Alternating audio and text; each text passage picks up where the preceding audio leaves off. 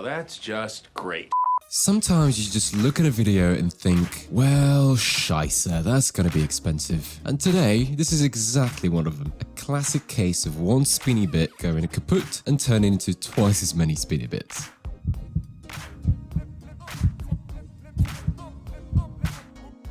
Story time. German rider TheToastRiders buys himself the newest 2020 BMW S1000RR, the latest, fastest and bestest from our German friends. A 20-something grand bike that promised to be every bit as good as the previous one, but better in every way. And it sure delivered. Although I'm probably one of the 3 people in this world who prefer the older asymmetrical face design, but that's another story. So, our friend is understandably excited about his new steed and of course wants to find out how fast his new toy goes. Don't hold it against him, he's only human. Plus, he lives in a country that has a little known thing called autobahns. While the closest I can get to my bike's top speed legally is reading about it in a brochure, he can take it to certain parts of the German highway, which are unlimited, and open the taps wide open.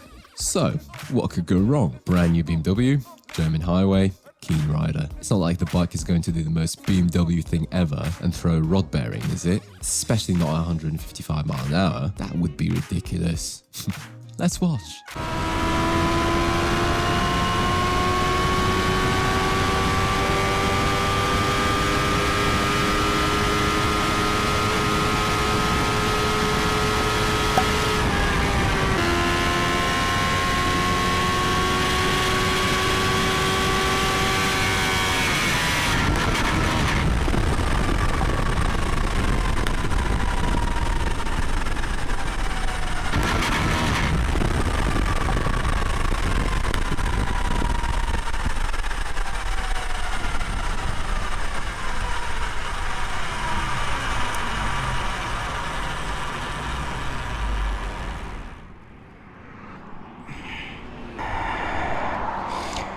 Deutsche Qualität. Now that was remarkable. I'd say that qualifies as a bad day. At least it died doing what it loved. But watching that video for the first time left me wondering, how can a bike that new blow up already? It's as if the bike thought, well, I did my 180 something mile an hour top speed, my job here is done. And I know what you're thinking, he probably didn't respect the braking period and that grenaded his engine, but no. The rider confirmed the full braking period was respected and the first BMW service was carried out. So even if he wanted to have no mechanical sympathy whatsoever, these bikes come with a limiter installed out of the factory anyway that can only be disabled by BMW on the first service. Now before we get on to the damage, can I just point out how calm and collected the guy was? I mean, I was amazed. Someone who's just lost drive completely on his brand new machine, going 155 miles an hour on what's essentially a bicycle at that stage since there's no motor in that motorcycle, and to still find the time to put his indicators on and slowly and safely cross lanes to the hard shoulder. This, guys,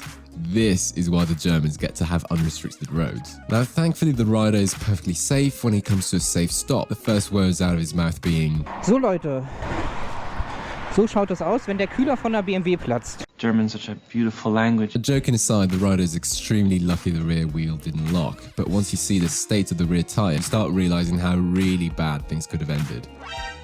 Seriously, how did he survive that? I've seen people lay down their new bike just driving out of the dealer parking lot. So what's the damage then? Well, you see this big hole in the engine case? Well, that hole is not supposed to be there.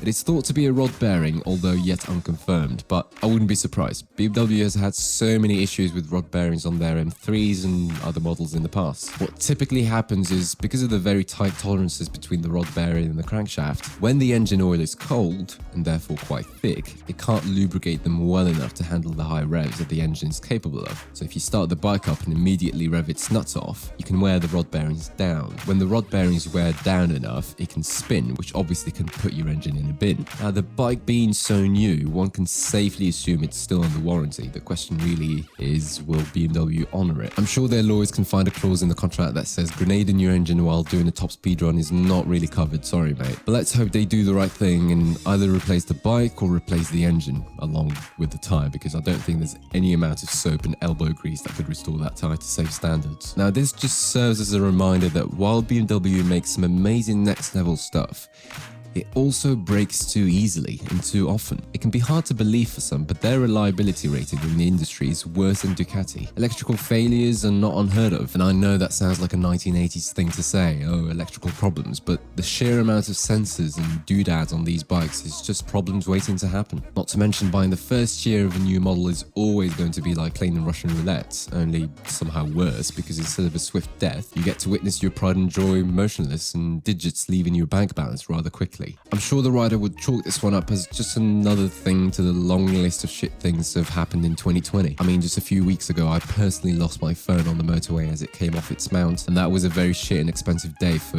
what was supposed to be a nice and quick ride. So hey, shit happens. It will be interesting to see how his story progresses. I mean, even if all this is repaired, the hardest thing is to get full confidence in the machine again. But for now, it's probably back to the bicycle for him for a bit till the bike is repaired. Thanks to him for sharing this with the community. I'll leave a link to his channel in the description. I hope you enjoy this. If you like these little catch-ups between me and you, then join us. Make sure to subscribe and share this with a friend of yours. Lots of exciting things coming up, so stay tuned.